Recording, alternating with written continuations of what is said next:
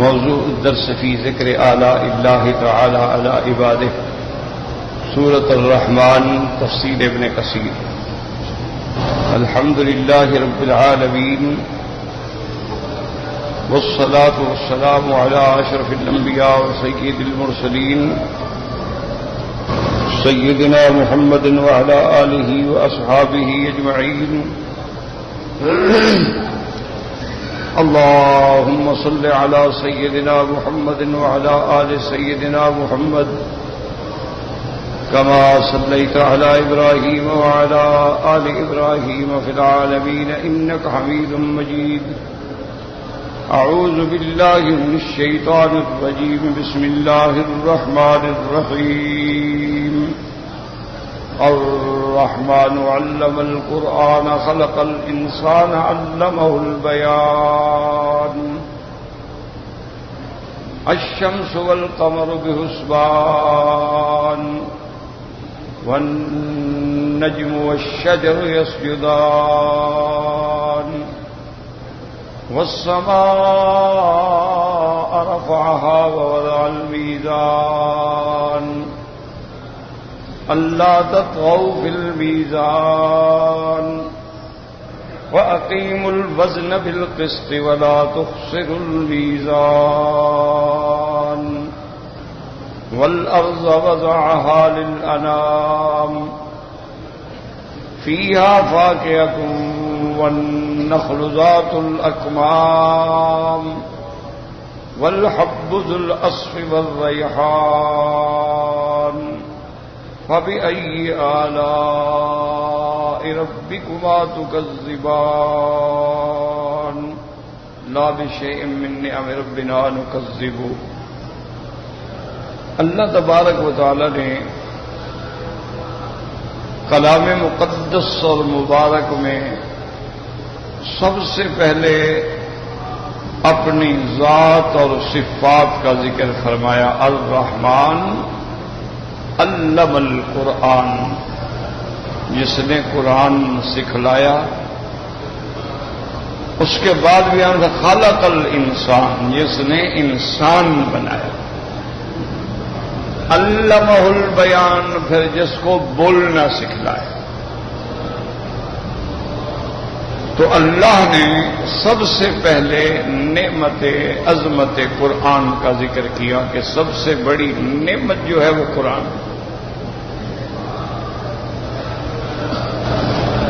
یہ ایک ایسی نعمت ہے کہ اسی کے ذریعے فلاح انسانیت ہے، اسی کے ذریعے نجات انسانیت ہے، اسی کے ذریعے امن عالم ہے، اسی کے ذریعے ہدایت و رشد ہے، اسی کے ذریعے انسان ضلالت و گمراہیوں سے بچتا ہے۔ وہ سب سے بڑی نعمت جو ہے وہ قرآن۔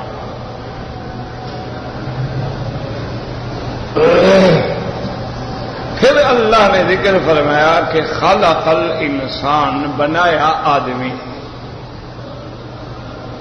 تو اس لیے میں نے کل کے درس میں عرض کیا تھا کہ تخلیق انسان کو بطور ماڈل پیش کرنا، یہ انسان کی عظمت پر سب سے بڑی دلیل ہے کہ اللہ پاک فرماتے ہیں کہ دیکھو، غور کرو، خلق الانسان، جس نے انسان کو بنایا۔ تو اسی لیے علماء فرماتے ہیں کہ انسان گویا عالم اصغر ہے اور پوری کائنات جو ہے وہ عالم اکبر ہے۔ یہ چیزیں الحمدللہ ہم نے پڑھ لی۔ اب تیسری نعمت کا ذکر ہے، فرمایا علمہ البیان، جس نے سکھلایا بولنا۔ بیان مانا نطق، گویائی، کہ یہ اللہ کا کمال قدرت ہے کہ جتنی دنیا میں مخلوق اللہ نے پیدا فرمائی ہے نا جی، وہ ساری اس نعمت سے محروم ہے۔ ہاں، فرشتے بولتے ہیں، جنات بھی بولتے ہیں، لیکن باقی جتنی مخلوقات ہیں وہ بولتے نہیں ہیں۔ کوئی آوازیں نکالتا ہے، ہر جانور کی الگ آواز ہے، گائے کی الگ آواز ہے، بھینس کی الگ آواز ہے، بکریوں کی الگ آواز ہے، بھیڑوں کی الگ آواز ہے۔ اچھا، درندے ہیں، شیر دھاڑتا ہے، اس کی اپنی آواز ہے، چیتا ہے، بگیاڑ ہیں، سب کی اپنی اپنی آوازیں ہیں، لیکن بولنا نہیں۔ اس کے اندر قوت نطق نہیں ہے، گویائی نہیں۔ اب شیر ہے، کتنا طاقتور جانور ہے، جس کو دیکھ کے اور جس کی دھاڑ سن کے بڑے بڑے آدمیوں کا پتے پانی ہو جاتے ہیں، لیکن وہ کہہ نہیں سکتا کہ مجھے بھوک لگی ہے، وہ بتلا نہیں سکتا۔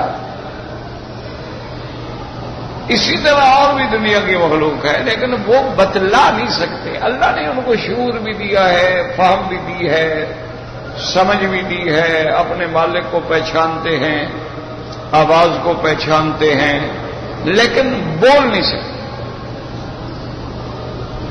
اسی لیے یاد رکھیں کہ علماء اسلام میں، متکلمین میں، فلاسفہ اور منطقیین میں یہ بحث ہے، بڑی کتابوں میں بھری ہوئی ہے کہ بھی انسان جو افضل ہے اس کی فضیلت کی وجہ کیا ہے۔ وہ کہتے ہیں یہ تو ہم نے مان لیا کہ انسان افضل ہے، انسان کو اللہ نے شرف دیا ہے، وہ کہتے ہیں یہ مان لیا، ٹھیک ہے۔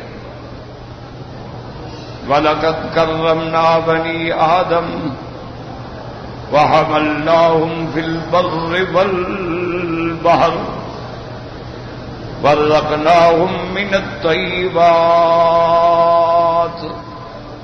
اللہ فرماتے ہیں ہم نے بنی آدم کو عزت دی، تکریم دی، پھر ہم نے اس کو خشکی اور دریاؤں پہ سیر کرنے والا بنایا، پھر ہم نے اس کو پاکیزہ چیزوں سے رزق دیا، پھر ہم نے اپنی کئی مخلوقات پہ اس کو فضیلت بخشی۔ تو انسان یہ ٹھیک ہے کہ انسان جو ہے وہ افضل ہے، اعلیٰ ہے، لیکن کیوں افضل ہے؟ اس کی فضیلت کی وجہ کیا ہے؟ ورنہ اسی طرح ایک روایات میں آتا ہے، وہ کتابیں جو اسرائیلی روایات ہیں، کتب متقدمہ ہیں، ان پر اعتبار تو نہیں ہوتا، لیکن صرف آدمی فائدے کے لیے بات نقل کر لیتا ہے، ورنہ ان کا کیا اعتبار ہے؟ جو اللہ کی کتاب کو بدل ڈالیں تو ان کی کسی روایت کا اعتماد آدمی کیسے کر سکتا ہے؟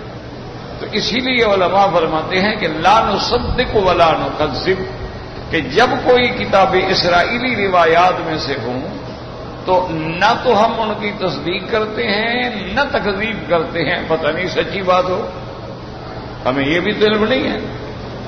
اب اس کو ہم کیا کریں گے کہ جو قرآن و سنت کے موافق ہے دے لیں گے، مخالف ہے چھوڑ دیں گے، یا مجرد معلومات ہیں تو وہ معلومات حاصل کر دیں گے، علم حاصل کیا جاتا ہے چاہے دیوار پہ لکھا ہو۔ تو اس میں آتا ہے کہ اللہ تبارک و تعالی نے جب پہاڑ بنائے اور ان کو زمینوں پہ جما دیا، والجبال اوتادا، میخیں بنا کے گاڑ دیا، وَإِلَى الْجِبَالِ كَيْفَ نُصِبَتْ، کہ دیکھو پہاڑوں کی طرف ہم نے ان کو کیسے جما دیا۔ اسی لیے ایک طالب العلم کی حیثیت میں، کیونکہ ہم زیادہ نہیں جانتے اور نہ وہ ہمارا موضوع ہے، لیکن ایک طالب العلم کی حیثیت سے بعض اوقات بڑا ڈر لگتا ہے کہ جو ہم پہاڑ توڑ رہے ہیں، کہیں سرنگیں ہیں، کہیں پہاڑ توڑ دیا، بلڈنگ بن گئی، پلازے بن گئے، راستے بن گئے، کیا یہ کہیں اللہ نہ کرے اللہ نہ کرے اس نظام ارضی کے توازن میں اختلال کا ذریعہ تو نہیں بن جائے گا؟ اب دیکھیں نا جی، آپ جانور پر بوجھ رکھتے ہیں، 10 کلو ادھر ہے 10 کلو ادھر ہے، ٹھیک ہے، ایسے برابر رکھا ہو، اگر ایک طرف 10 کلو ہو اور ایک طرف 8 ہو توازن بگڑ جائے گا۔ آپ گاڑی میں جا رہے ہیں، کار میں جا رہے ہیں، ایک ویل پنکچر ہو جاتا ہے، توازن بگڑ جاتا ہے۔ تو اللہ نے جب یہ میخیں بنا کے زمین کو جمایا ہے، ہم نے جب میخیں نکال لی تو پھر کیا ہوگا؟ بہرحال میں تو ایک طالب علم ہوں، جن لوگوں کا یہ موضوع ہو اس پہ انٹرنیٹ پہ بیٹھ کے بحث کریں، انٹرنیٹ پہ بیٹھ کے ایسے معلومات حاصل کریں دنیا سے، کیونکہ اب تو ہمارے پاس پوری دنیا ہے نا، پوری دنیا اب تو گلوبل ولیج ہے نا، ایک بستی بن گئی ہے، جو معلومات پوچھنا ہو بس انٹرنیٹ پہ مارو پوچھو۔ تو آپ لوگ جو ہے نوجوان ہیں نا، چیٹنگ پہ نہ رہا کرو، صرف لڑکیوں سے چیٹنگ کرتے رہو، خود بھی پاگل ان کو بھی پاگل بنائے، انجام دونوں کا بربادی اور تباہی، ماں باپ کی رسوائی، خود کی تباہی۔ یہ محنت کرو، محنت کرو کہ آج تک قرآن پاک کے کتنے ترجمے لکھے گئے، کتنی تفاسیر لکھی گئی اور کس کس زبان میں لکھی گئی، اس پہ محنت کرو۔ پوری دنیا میں کہاں کہاں قرآن کی تفاسیر کے مخطوطات موجود ہیں، کلمی لکھے ہوئے جو چھپے ہی نہیں ہیں۔ اس پہ محنت کریں، اس پہ محنت کریں کہ اللہ نے پہاڑ جو بنائے ہیں پوری دنیا میں، یہ گویا ایک زمین ہے، پہاڑ کہاں کہاں ہیں اور کہاں کہاں نہیں ہیں، اس پہ محنت کریں کہ پہاڑ مشرق میں ہیں یا مغرب میں، شمال میں ہیں یا جنوب میں، کہاں زیادہ ہے کہاں کم ہے، کہاں بالکل نہیں ہے۔ اور پھر اسی طرح محنت کریں کہ اگر ہم ان پہاڑوں کو اپنی جگہ سے توڑ دیں، ہٹا دیں، تفتیت کر دیں، ریزہ ریزہ کر دیں، یہاں ہم نے ایک پلازہ کھڑا کر دیا، اب پہاڑ کا وزن تھا مثال کے طور پہ 1,00,000 ٹن، ہم نے جو بلڈنگ کھڑی کی وہ تو 50,000 ٹن بھی نہیں ہے، تو کیا یہ زمین کا توازن تو نہیں بگڑ جائے گا؟ اور اگر زمین کا توازن بگڑ گیا خدا نہ کرے اور اس کے نیچے جو اللہ نے پلیٹیں رکھی ہیں وہ اگر ہل گئی، یہ زلزلہ کیا ہوتا ہے؟ یہی ہے نا کہ اللہ نے جو نیچے پلیٹیں رکھی ہیں نا ان کے اندر تھوڑا حرکت آتی ہے، تو جب حرکت آئے گی تو صاف بات ہے اوپر والی ہر چیز ہل جائے گی۔ تو اللہ فرماتے ہیں کہ میں نے ان پہاڑوں کو میخیں بنا کے زمین کو جما دیا ہے تاکہ زمین جو ہے اللہ تمید بکم، تاکہ یہ حرکت نہ کر سکے۔ اگر زمین ہلتی رہتی تم کیسے گھر بناتے ہو؟ تو گھر گر جاتے۔ زمین ہلتی رہتی تو تمہیں کیسے نیند آتی، کیسے آرام آتا؟ تو اللہ فرماتے ہیں ہم نے اس کو جما دیا ہے لِأَلَّا تَمِيدَ بِكُمْ، تاکہ لِأَلَّا تَضْطَرِبَ بِكُمْ، تاکہ یہ مضطرب نہ ہو، حرکت نہ کر سکے۔ تو اس پہ بحث کریں اور عالم کے علماء سے پوچھیں کہ ان کی اس بارے میں کیا رائے ہے، وہ کیا کہتے ہیں۔ تو لازماً آپ کو بڑے لوگ مل جائیں گے انشاءاللہ، کیونکہ پہاڑوں کا علم یہ ایک مستقل علم ہے، بڑے لوگوں نے اس پہ PhD کیا ہے۔ جبال جو ہیں یہ علم ہے۔ پھر اللہ نے قرآن پاک میں جبال کی بڑی تفصیل بیان کی ہے، وَمِنَ الْجِبَالِ جُدَدٌ بِيضٌ وَحُمُرٌ مُخْتَلِفٌ أَلْوَانُهُ وَغَرَابِيبُ سُودٌ۔ اللہ فرماتے ہیں پہاڑوں میں سے ہم نے سفید بھی بنائے ہیں، سرخ بھی بنائے ہیں، سیاہ بھی بنائے ہیں۔ دیکھیں کسی جگہ پہاڑ سفید ہیں، کسی جگہ سیاہ ہیں، کسی جگہ آپ دیکھیں گہرے رنگ میں ہیں، کسی جگہ دیکھیں بالکل خالص ایسے ہیں جیسے کوئلہ پڑا ہوا ہو۔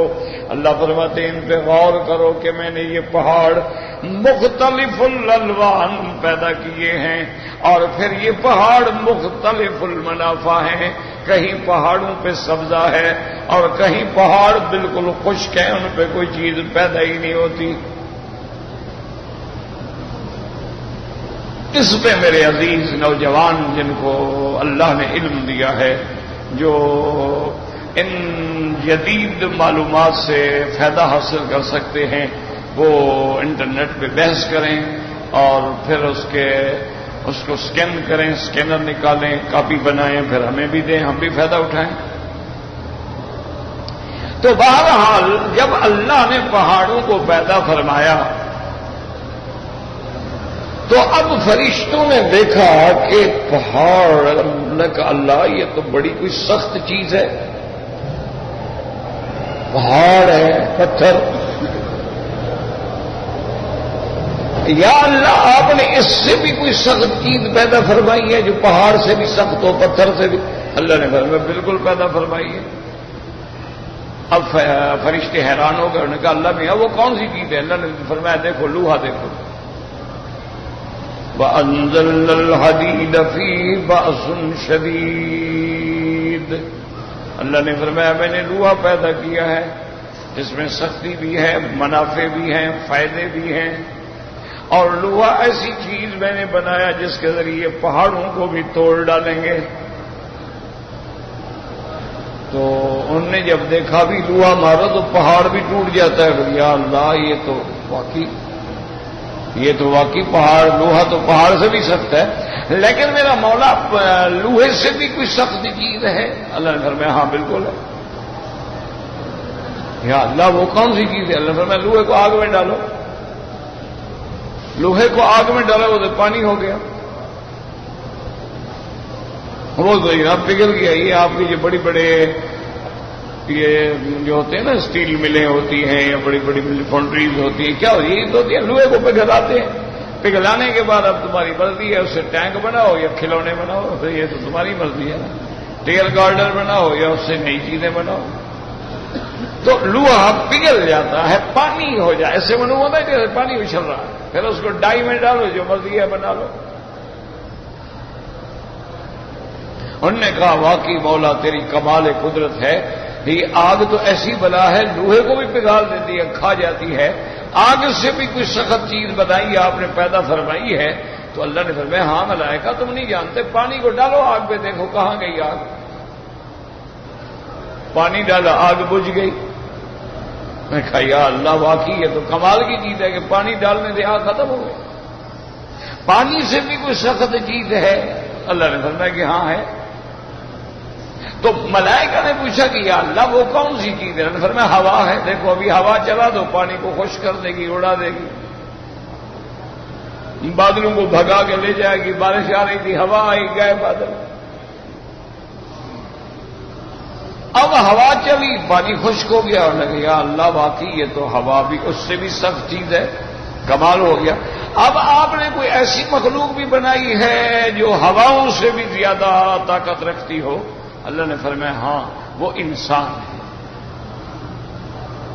یہ ساری بحث ہم نے کیوں کی کہ اللہ نے فرمایا خلق الانسان علمہ البیان، وہ انسان ہے کہ حملناہم فی البر والبحر، وہ ہواؤں پر بھی حکومت کرتا ہے، ہواؤں پر بھی جہاز اڑاتا ہے، سمندروں پر بھی بحری جہاز چلاتا ہے، زمین کے نیچے بھی چلا جاتا ہے، اور آبدوں سے بنا کے سمندر کی تہ میں بھی چلا جاتا ہے، اور کبھی جناب اوپر آ کے سواریاں بھی کرتا ہے، اور کبھی اڑتا ہے، کبھی غبارے لے کے اڑ جاتا ہے، کبھی جناب پیراشوٹ سے اڑ جاتا ہے۔ دیکھو انسان سب سے اوپر ہے۔ اس لیے اللہ نے قرآن مقدس میں تخلیق انسان پہ بڑا زور دیا ہے۔ اگر سارے قرآن میں آپ صرف یہی آیات جمع کر لیں نا جہاں اللہ نے انسان کو پیدا کیا ہے تو آپ حیران ہو جائیں۔ اسی لیے میں نے عرض کیا تھا نا، وہ ایک بہت بڑے ڈاکٹر ہیں گائنی کے، مجھے نام نہیں آ رہا ان کا، تو وہ دنیا کے میں مانا ہوا گائنی کا ڈاکٹر ہے، اور اس کی بڑی کتابیں ہیں جو میڈیکل کالجز میں پڑھائی جاتی ہیں۔ تو اس نے کہا کہ میں نے ایک دن اپنے ایک مسلمان دوست سے یہ آیت سنی کہ ثم خلقنا النطفۃ علقۃ، پھر نطفے سے ہم نے علقہ یعنی جونک، علقہ کہتے ہیں جیسے جونک ہوتی ہے، وہ جو جونک چمٹ جاتی ہے آدمی کو، اس کو کہتے ہیں جونک، تو جونکیں لگوانا، بعض لوگ جلم بھی کہتے ہیں، جونک بھی کہتے ہیں، چھوٹی سی ایسے جونک بن جاتی۔ تو اس نے کہا، میں نے اس سے پوچھا کہ یار یہ تم نے کہاں سے پڑھا؟ کہا قرآن میں ہے۔ تو میں نے کہا مہربانی کر کے مجھے قرآن کا انگریزی ترجمہ لا کر دو، اور جہاں جہاں پورے قرآن میں تخلیق انسان کے بارے میں آیات ہیں، وہاں پنسل سے نشانی لگا دو. کیوں؟ اللہ پاک فرماتے ہیں نا، تو کئی مقام ہے الذی خلقکم یا ایھا الناس اعبدوا ربکم الذی خلقکم والذین من قبلکم. کہیں فرماتے ہیں خلقنا الانسان من صلصال من حمأ مسنون، اور کہیں اللہ تبارک و تعالی فرماتے ہیں خلقہ من تراب ثم قال له کن فیکون، اور کہیں اللہ فرماتے ہیں منها خلقناکم وفیہا نعیدکم ومنها نخرجکم تارة اخرى. اور اللہ تبارک و تعالی فرماتے ہیں دیکھو میں نے تم کو پیدا کیا اور میں جانتا ہوں اذ انتم اجنۃ فی بطون امہاتکم، جب تم جنین تھے اور ماں کے پیٹ کے اندر تھے اس حالت کو بھی میں جانتا ہوں. اور کہیں اللہ فرماتے ہیں وَلَقَدْ خَلَقْنَا الْإِنسَانَ مِنْ سُلَالَةٍ مِّن طِينٍ ثُمَّ جَعَلْنَاهُ نُطْفَةً فِي قَرَارٍ مَّكِينٍ. اور کہیں اللہ فرماتے ہیں خلقت بیدی، میں نے آدم کو اپنے ہاتھوں سے بنایا. اور کہیں فرماتے ہیں فَإِذَا نَفَخْتُ فِيهِ مِن رُّوحِي فَقَعُوا لَهُ سَاجِدِينَ. اللہ نے حکم دیا ہے میرے فرشتوں جب آدم علیہ السلام مکمل ہو جائیں تو تم نے آدم کو سجدہ کرنا ہے. اور اللہ کہیں فرماتے ہیں انی خالق بشرا من طین.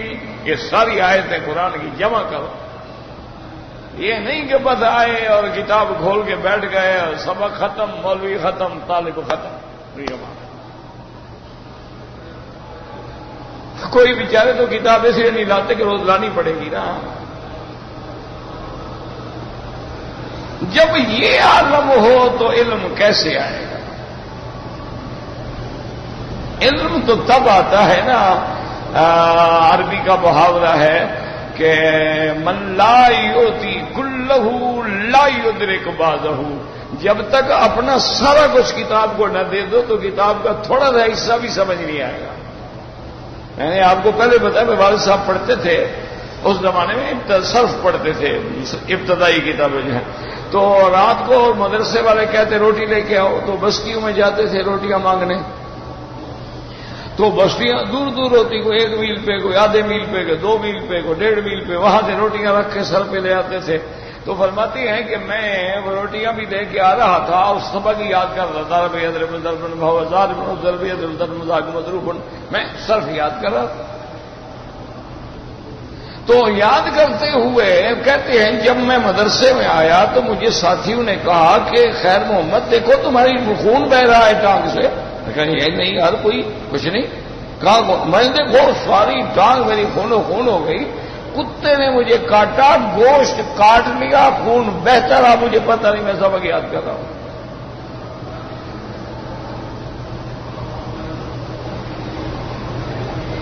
یہ علم ہوتا تھا. آج سے ہم نے پتہ نہیں 40 سال بدر کتنا پہلے پڑھا ہوگا. وہ ہمیں جو پڑھاتے تھے نا اساتذہ، الحمدللہ ثم الحمدللہ، جیسے استاد پڑھایا محنت سے، آج بھی ہمیں وہ ماشاءاللہ یاد ہیں. باؤ تاؤ واو کاف لام واو منذ مسخلا رب حاشا من ادا. یہ ابھی تک مجھے یاد ہے وہ جب ہم نے پڑھا تھا. تو وجہ کیا تھی کہ جب تک آپ کتاب کو پورا دماغ نہیں دیں گے. آپ نے قرآن پڑھا بس الرحمن علم القرآن خلق الانسان، اللہ اکبر ماشاءاللہ. کیا ہوگا؟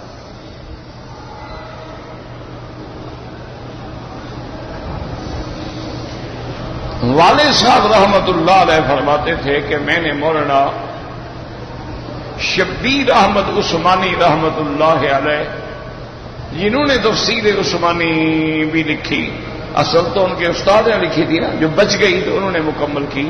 فرماتے ہیں میں نے ان کی تقریر ایک دفعہ سنی. ایک آیت قرآن مبارک پر وہ بحث فرما رہے تھے اور طلباء میں تقریر تھی. تو فرمایا کہ ایک آیت پر انہوں نے 300 الحمدللہ توجیحات بیان کی. ایک آیت پر.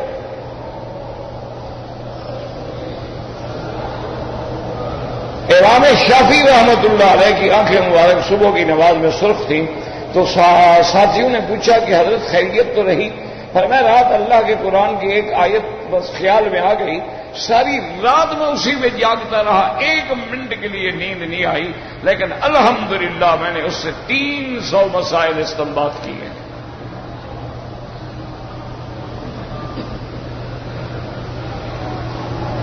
اب تو بہرحال وہ آگے آ کے وہ کہتے ہیں نا جی کہ نہ استاد رہے نہ شاگرد رہے۔ میرے استاد سے فوت ہو گئے حضرت منظور احمد نعمانی رحمت اللہ علیہ، اتنے سادہ، اتنے فقیر، منکسر المزاج، علم کا دریا تھا وہ شخص، لیکن دیکھنے میں کوئی بندہ یہ سمجھ ہی نہیں سکتا تھا کہ یہ مولوی ہے۔ پتہ ہے وہ کیسے پڑھاتے؟ میں ان کو جاتا تھا ان کے گھر سے لینے کے لیے، مدرسے کے لیے، ان کا گھر 3 میل دور تھا، تو میں سائیکل پہ جاتا تھا استاد کو لانے کے لیے۔ تو جب میں استاد کو لے کے آتا تو وہ مجھے فرماتے کہ یار مولوی مکی تم تکلیف کرتے ہو، سائیکل چلاتے ہو، اچھا ایسا کرو اگر تم سائیکل چلاؤ تو میں پیچھے بیٹھ کے تمہیں سبق پڑھاتا رہوں، یا میں سائیکل چلاتا ہوں تم پیچھے بیٹھ کے مجھے کل والا سبق سناتے رہو۔ اب مجھے شرم آتی استاد سائیکل چلائے، میں کہتا نہیں حضرت سائیکل تو میں چلاؤں گا، پھر آپ وہ میں سائیکل چلاتا رہتا۔ دنیا کی منطق کی سب سے مشکل کتاب ہے سلم، پڑھنے والے بھی پاگل ہو جاتے ہیں، پڑھانے والے بھی پاگل ہو جاتے ہیں۔ استاد ہمیں سائیکل پہ بیٹھ کے پیچھے یاد پڑھا رہے ہو، مدرسے میں بھی پہنچتے کتاب ختم۔ ایسے لوگ کہاں ملے؟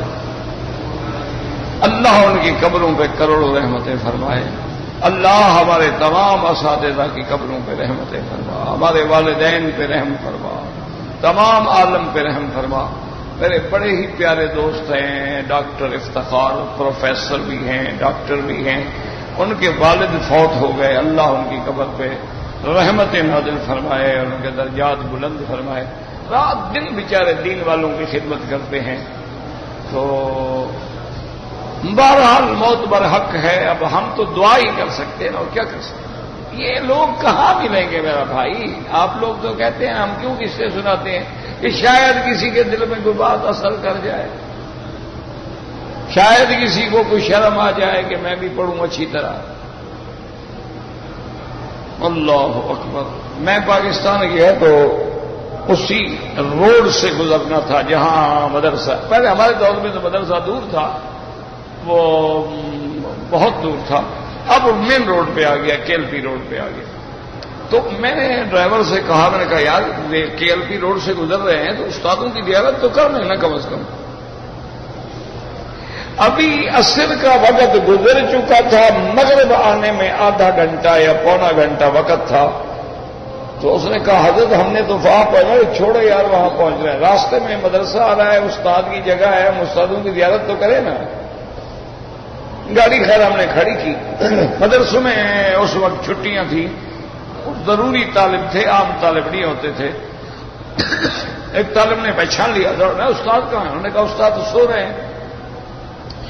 میں گیا تو استاد کمرے میں کچی مٹی کی اینٹ سرانے رکھ کے پرچے پہ سوئے۔ حالانکہ آپ کو پتا ہے وہ اتنا بڑا عالم تھا، اگر وہ چاہتا نا کہ میری چارپائی سونے کی بنا دو تو لوگ بنا کے لے آتے۔ خیر وہ ہمارے شور شر سے حضرت کی آنکھ بھی کھل گئی، اٹھے، اچھا مولوی مکی صاحب آ گئے، ہماری خوش قسمتی ہے۔ میں کیا کروں، میں ملا، خیر نماز کا وقت ہو گیا، وضو کیا،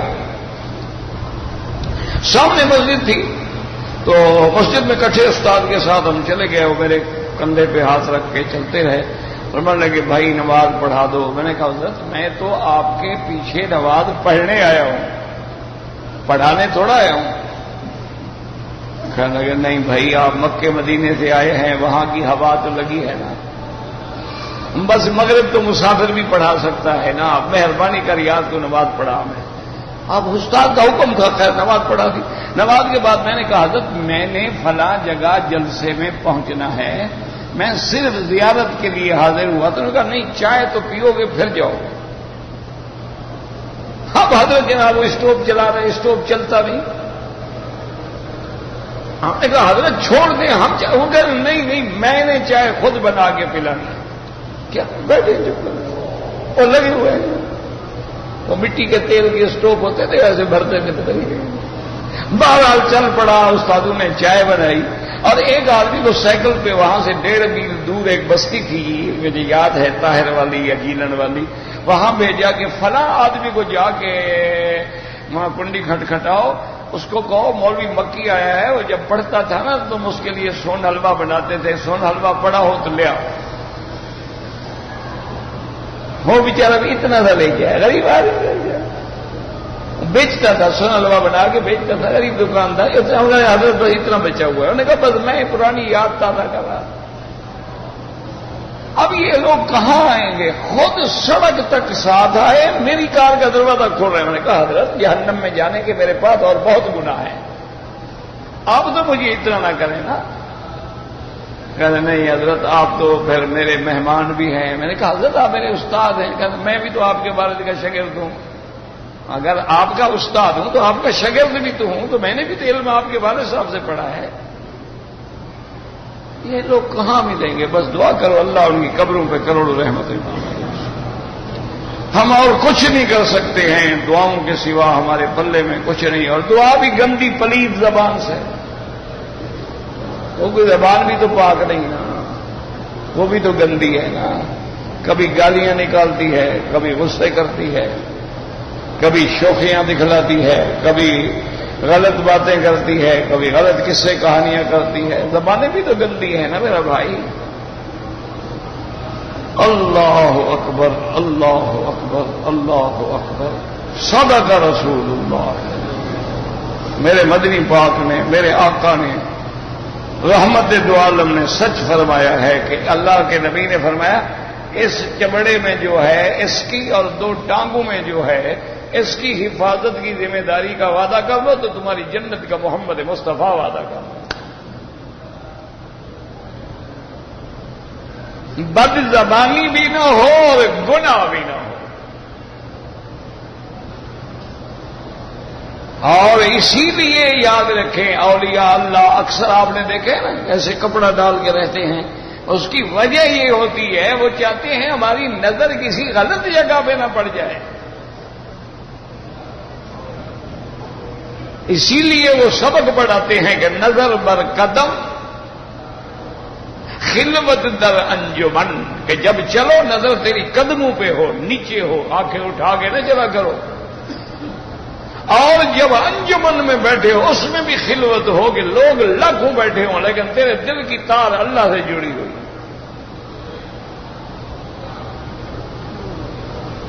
یہ مقام جب پیدا ہوتا ہے نا یاد رکھو پھر اللہ آنکھوں میں وہ کشش پیدا کر دیتے ہیں. اسی لیے اولیاء اللہ کہتے ہیں نا جی وہ اس نے نگاہ مرد مومن سے, وہ اقبال کہتا تھا نا بدل جاتی ہیں تقدیریں. کوئی اصل وجہ وہ یہی ہوتی ہے کہ جب آنکھ گناہوں سے محفوظ ہو جائے, اندر حرام نہ جائے اور شرمگاہ گناہوں سے محفوظ ہو جائے, اللہ اپنے آپ کی آنکھوں میں وہ ایسی کشش اور ایسا کرنٹ پیدا کر دیتے ہیں کہ جس کو بھی دیکھو اس کی آنکھیں جھک جائیں گی. آپ نے تو اپنا نور ضائع کر دیا ہے نا, عورتوں کو دیکھ دیکھ کے اور حرام دیکھ دیکھ کے اور گناہوں کو دیکھ دیکھ کے, فلمیں دیکھ دیکھ کے. آج کل تو گھر گھر میں فلم ہے, لڑکیاں بھی, لڑکے بھی, بیوی بھی, خاوند بھی, باپ بھی, بیٹیاں بھی, ہاں انجوائے کر رہے ہیں, انجوائے کر رہے ہیں. 1,00,000 اسلام مسلمانوں کو ٹیلی فون کرو فوراً کہے گا ہیلو. یہ تمہاری باپ کی لغت ہے ہیلو. کبھی نہیں کہے گا السلام علیکم.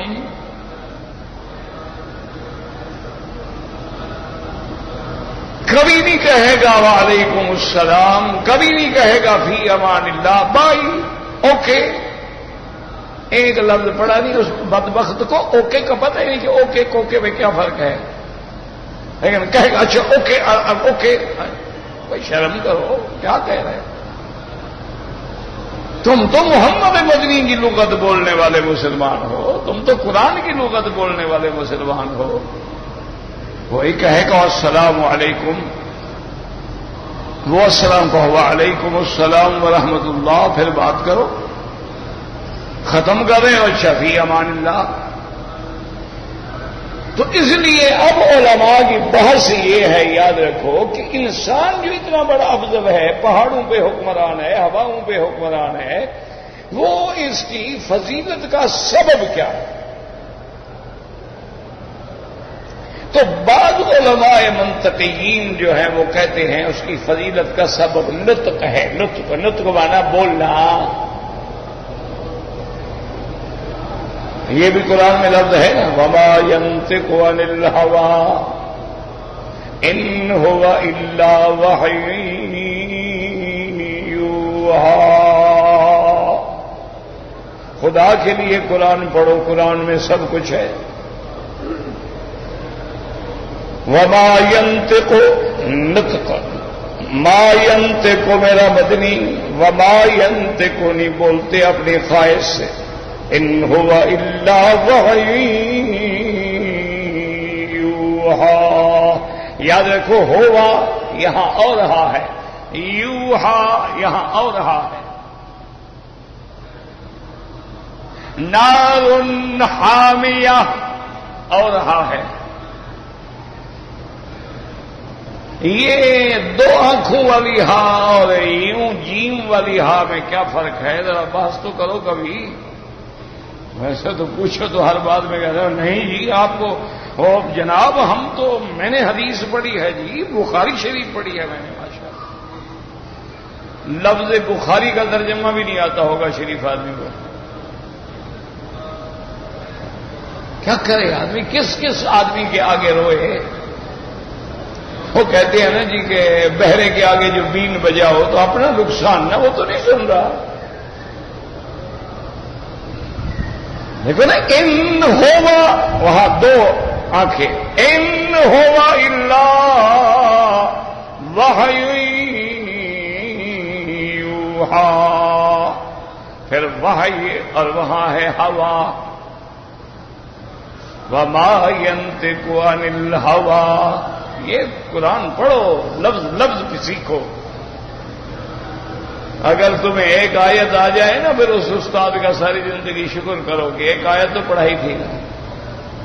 ایسے تو نہیں کہ امام شافعی جیسا بندہ کہتا ہے من علمنی حرفا فانا له عبد، جس نے استاد نے مجھے ایک حرف پڑھایا ہے فرمایا میں اس کا غلام ہوں، وہ چاہے تو مجھے بیچ دے چاہے تو مجھ سے کام لے. ایک حرف پڑھا ہے. اور ہم لوگوں نے جن کو ماشاءاللہ 30 سال پڑھایا ہے نا، شکایت بھی وہی کرتے ہیں، گلہ بھی وہی کرتے ہیں، کہانیاں وہی بناتے ہیں. ہم کیا کریں الحمدللہ. اب جناب سنگے وہ کہتے ہیں انسان اس لیے افضل ہے کہ اس میں نطق ہے. اس کو پھر وہ اپنے علم کے مطابق کہتے ہیں. وہ کہتے ہیں کہ الفرس حیوان ساحل والحمار ناہق. وہ گھوڑا جو ہے ہنہناتا ہے اور گدھا جو ہے وہ ہینگتا ہے. انسان جو ہے وہ ناطق ہے، وہ بولتا ہے. اس لیے اللہ نے اس کو یہ شرف دیا ہے. لیکن علماء اسلام اس بات کو بدل نہیں دیتے ہیں. وہ کہتے ہیں کہ جہاں تک بولنا ہے، بعض اوقات آدمی طوطے کو سکھا دیتے ہیں، ایسے بولتا ہے جیسے کہ بندہ بول رہا ہو.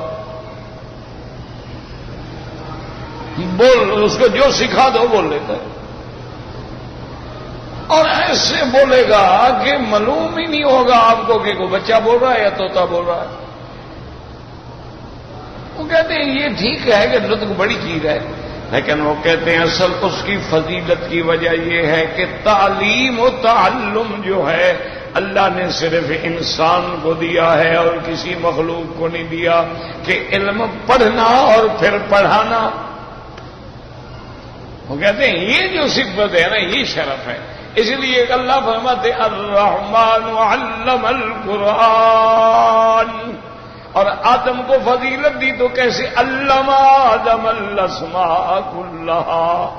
ثم عرضهم على الملائکۃ فقال انبئونی. اللہ پاک نے آدم کو اسماء کا علم عطا فرمایا، پھر ملائکہ سے پوچھا. اب آدم کو فضیلت کیوں ملی کہ ملائکہ جواب نہ دے سکے اور حضرت آدم علیہ السلام نے جواب دے دیا. اس لیے اللہ نے فرمایا انی اعلم ما لا تعلمون. تو سب سے بڑی چیز جو ہے وہ علم ہے.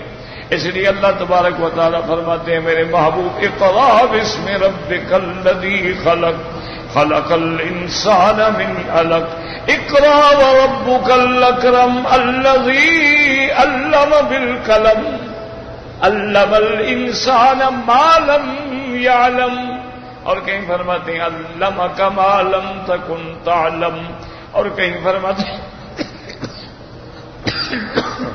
سنقرئک فلا تنسى.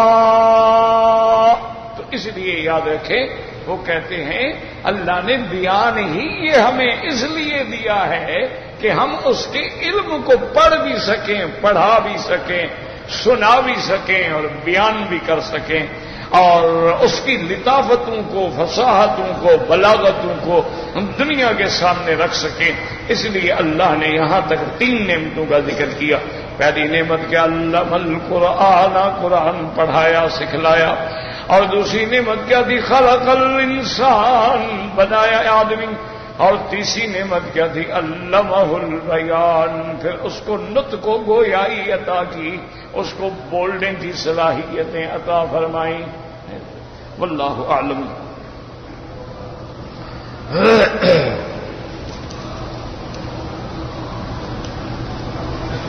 کہتے جی کہ ویسے کرنی سے دعا کرنے کے لیے معنی یہ ہے کہ اس میں حضرت ویسے کرنی کی فضیلت کا بیان ہے. ایک تو ویسے بھی قاعدہ ہے نا کہ جیسے سیدنا امیر المؤمنین حضرت عمر بن الخطاب رضی اللہ تعالی عنہ جب عمرے کے لیے تشریف لا رہے تھے، حضور سے اجازت مانگی تو آپ نے فرمایا لا تنسانا ان دعائک یا اخی عمر، کہ عمر بھائی ہمیں دعا میں نہ بھول جانا. تو ایک دوسرے کو دعا کے لیے کہنا بڑی اچھی بات.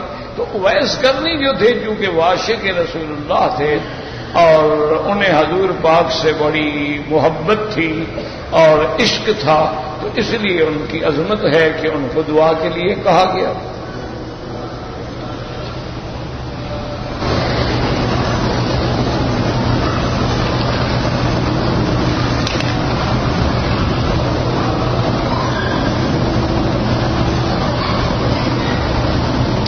کہتے ہیں جی کہ جو لوگ اذان سے پہلے درود شریف یا صلاۃ و سلام پڑھتے ہیں وہ یہ کہتے ہیں کہ قرآن نے ہمیں حکم دیا ہے کہ یا ایھا الذین آمنوا صلوا علیہ وسلموا تسلیما اللہم صل علی سیدنا محمد وعلی آل سیدنا مبارک وسلم. وہ کہتے ہیں جب اللہ نے حکم دیا ایمان والوں میرے نبی پہ درود و سلام بھیجو، تو یہ مطلق حکم ہے، کسی وقت بھی پڑھو، کسی وقت بھی بھیجو. اگر ہم اذان سے پہلے پڑھ لیتے ہیں تو وہ بھی اس آیت کے مطابق ٹھیک ہے. میرے عزیز یہ آیت اتری ہے حضور محمد مصطفیٰ پہ، تو تم زیادہ سمجھتے ہو قرآن کو یا حضور محمد مصطفیٰ زیادہ سمجھتے ہیں؟ تم نے قرآن پڑھا ہوگا کسی بستی کے مولوی سے اور صحابہ نے قرآن پڑھا محمد رسول اللہ سے. اگر اس کا یہی ترجمہ ہے جو تم کر رہے ہو پھر صحابہ نے کیوں نہیں اذان سے پہلے درود پڑھا؟ ان کو یعنی یہ آیت سمجھ نہیں آئی، آج 1400 سال کے بعد ایک مولوی کو سمجھ آ گئی ہے. کوئی عقل کیا کرو. اللہ کے قرآن کو تو تحریف میں نہ بدلو. اچھا یہ حکم موجود ہے، آیت موجود ہے. اب اگر کوئی آدمی اللہ اکبر کے بعد اللہم صلی علی درود شریف پڑھنا شروع کر دے یا رکوع میں درود شریف پڑھنا شروع کر دے یا سجدے میں درود شریف پڑھنا شروع کر دے، نماز ہو جائے گی؟ کیوں؟ وہ تو حکم ہے، آیت عام ہے، جب چاہو جہاں چاہو جیسے چاہو پڑھ لو. تو تم رکوع میں بھی پڑھ لو، سجود میں بھی پڑھ لو، قیام میں بھی پڑھ لو، صرف تشہد کے بعد کیوں پڑھتے ہو؟ تو معلوم یہ ہوا کہ جہاں حضور نے پڑھنے کا حکم دیا ہے وہاں پڑھیں گے، جہاں حکم نہیں دیا ہے وہاں نہیں پڑھیں گے۔ یہ نہیں ہوتا کہ بس لوگوں کو دھوکہ دینے کے لیے اللہ کی کوئی، اور آپ 1400 سال میں جتنے قرآن کے مفسر گزرے ہیں کسی ایک تفسیر میں دکھلا دو، انہوں نے لکھا ہو کہ اذان سے پہلے صلاۃ و سلام پڑھا جائے۔ ایسے نہیں کہ خدا کے اللہ کی مخلوق کو گمراہ کرنا چاہتے ہو۔ حضرت بلال کو بھی یہ آیت سمجھ نہیں آئی، ابھی محذورہ کو بھی سمجھ نہیں آئی، عبداللہ ابن مکتوم کو بھی سمجھ نہیں آئی، ابو بکر عمر عثمان و علی کو بھی سمجھ نہیں آئی، آج تمہیں سمجھ آ گئی ہے۔ خدا کا خوف کرو، اپنی آخرت کا فکر کرو، ہر چیز کا حکم ہے۔ اب دیکھیں قرآن ہے لیکن سجدے میں نہیں پڑھ سکتے، رکوع میں نہیں پڑھ سکتے، قرآن ہم قیام میں پڑھیں گے، درود ہم تشہد میں پڑھیں گے، ہر چیز کا اپنا ایک مقام ہے۔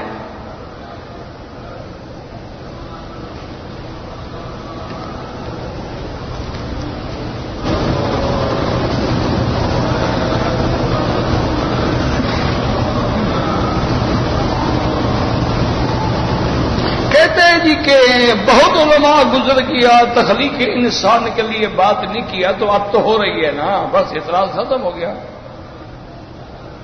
یہ ہم جو بات کر رہے ہیں کوئی اپنے اندر سے نکالی، علماء سے تو پڑھا ہے، علماء سے سیکھا ہے، انہی کی بات تو کر رہے ہیں۔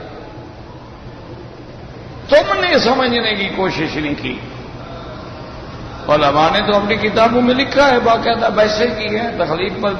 سارا آج پوری دنیا میں جتنا سائنس ہے یا جتنا علوم ہے سارے مسلمانوں کے تو ہیں، تم نے چھوڑ دیے، انہوں نے اپنا لیے۔ یہ تو نہیں نا کہ علماء نے اس میں بحث نہیں کیا۔ یہ ابن سینا کون تھا؟ کوئی انگریز تھا؟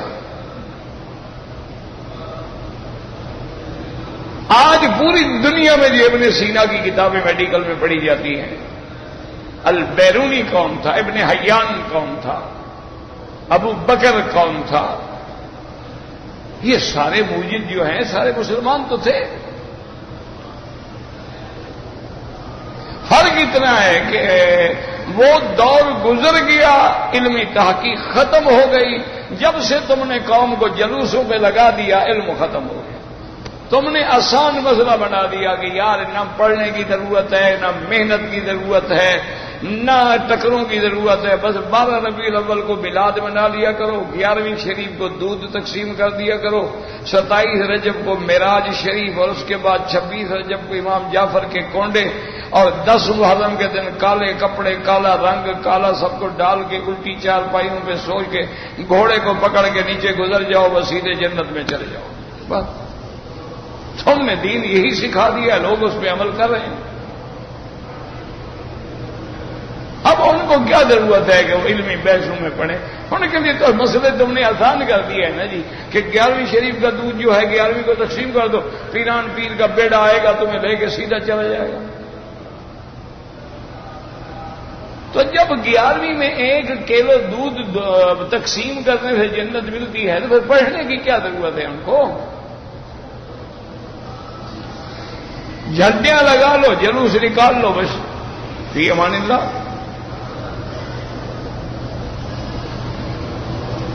طواف جو ہے اللہ کے قرآن میں بھی حکم ہے، سرکار دو جہاں کا حکم بھی ہے، عمل بھی ہے۔ اور ایک حدیث میں آتا ہے کہ اگر بندہ ولد اسماعیل سے کوئی غلام خرید کر کے آزاد کرے تو ایک غلام کے آزاد کرنے کا جتنا ثواب ہے اللہ ایک طواف کے برابر ثواب دیتے۔ اب وہ غلام تو آپ لاکھوں کروڑوں میں بھی نہیں خرید سکتے۔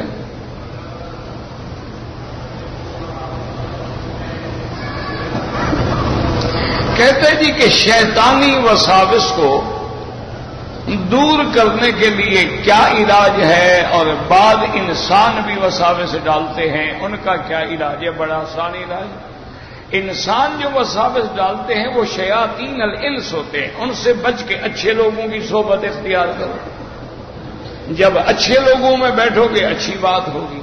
حضور پاک نے فرمایا دیکھو عطر والے سے دوستی رکھو، اس کے دکان میں بیٹھو گے عطر نہ بھی خریدو خوشبو تو آئے گی. اگر لوہار سے دوستی رکھو گے تو کوئی چنگاری اڑ کے تیرے کپڑے بھی جلا ڈالے گی نا، پھر تو دوستی کی بات ہے. تم اچھے لوگوں سے دوستی رکھو، کوئی وسوسہ نہیں آئے گا انشاءاللہ. باقی جو وساوس ہے اس کا علاج اعوذ باللہ من الشیطان الرجیم، لا حول ولا قوت الا باللہ العلی العظیم. اور آخری جو صورتیں ہیں معوذتین، قل اعوذ برب الفلق، قل اعوذ برب الناس پڑھ کے دم کر کے بدن پہ پھیر دیا کریں.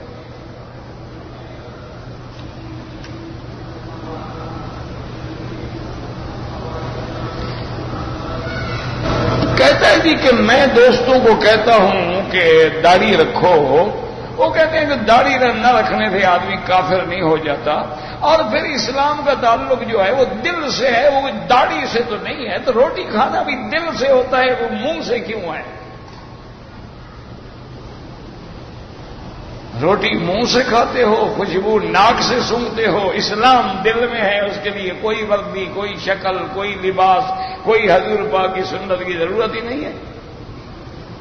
تم کل ڈیوٹی کرتے ہو اپنی وردی پہن کے نہ جاؤ تو تمہیں جوتے مار کے کمپنی سے نکال دیں گے. تو محمد مدنی کی وردی نہیں پہنو گے تو فکر نہ کرو، انشاءاللہ فرشتے کھڑے ہیں پکڑ کے سیدھا جہنم لے جائیں گے کہ اس کو حضور کی شکل سے نفرت تھی. حضور کے چہرے پہ داڑھی ہے، 1,24,000 انبیاء کے چہرے پہ داڑھی ہے، صحابہ اولیاء اللہ کے چہرے پہ داڑھی ہے. تم کس کی شکل بنا رہے ہو؟ اس سے بڑا کوئی بات ہے کہ اللہ نے فرمایا جس کی شکل بناؤ گے اسی کے ساتھ قیامت میں تمہیں کھڑا کروں گا. اب تمہاری مرضی، انبیاء کے ساتھ کھڑے ہوں یا پھر انگریزوں کے ساتھ کھڑے ہوں، تمہاری مرضی. تم جانو تمہارا کام کیا ہے. داڑھی بھی دل میں ہوتی ہے، پردہ بھی دل میں ہوتا ہے، باہر تو ہوتا ہی کچھ نہیں نا.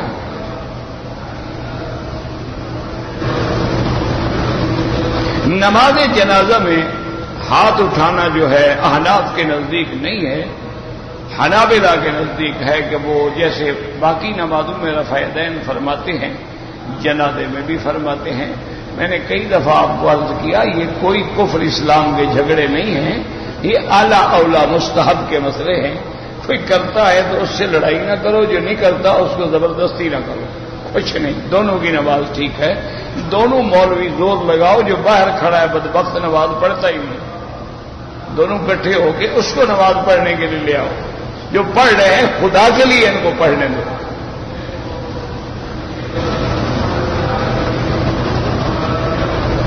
کہتے ہیں کہ فرض نماز میں سجدے میں اگر دعا پڑھ لے لیکن وہ دعا جو حضور پاک سے ثابت ہو، اپنی زبان میں نہ دعائیں شروع کر دیں.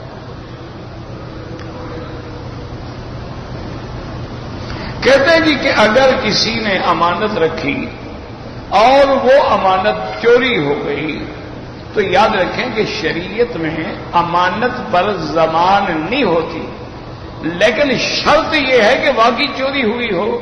تیرا سارا مال رکھا ہوا ہے، چوری صرف امانت ہوئی ہے، تو صاف ظاہر ہے کہ تم جھوٹ بول رہے ہو، ہضم کرنا چاہتے ہو، ورنہ تیرا سامان کیوں نہیں چوری ہوا؟ اگلا بڑا سمجھدار تھا، صرف امانت اٹھا کے چلا گیا. ہاں ایک ہے کہ حقیقتاً امانت چوری ہو گئی ہے تو تمہارے اوپر کوئی ضمان نہیں ہے. ربنا تقبل منا انك انت السميع العليم وتب علينا انك انت التواب الرحيم. اللهم متعنا باسمائنا وابصارنا واشرح صدورنا واحينا بقواتنا واجعله الوارث منا واجعل ثارنا على من ظلمنا وانصرنا على من عادانا. اللهم اقض حاجاتنا يا قاضي الحاجات یا سمیع الدعاء یا مستجیب الدعوات.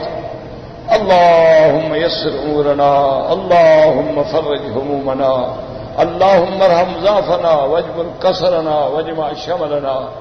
اللهم اشفنا واشف مرضانا وارحم موتانا واستجب دعاءنا ولا تخيب رجاءنا برحمتك يا ارحم الراحمين. صلی اللہ تعالی علی خیر خلقہ سیدنا محمد وعلی آلہ وصحبہ اجمعین.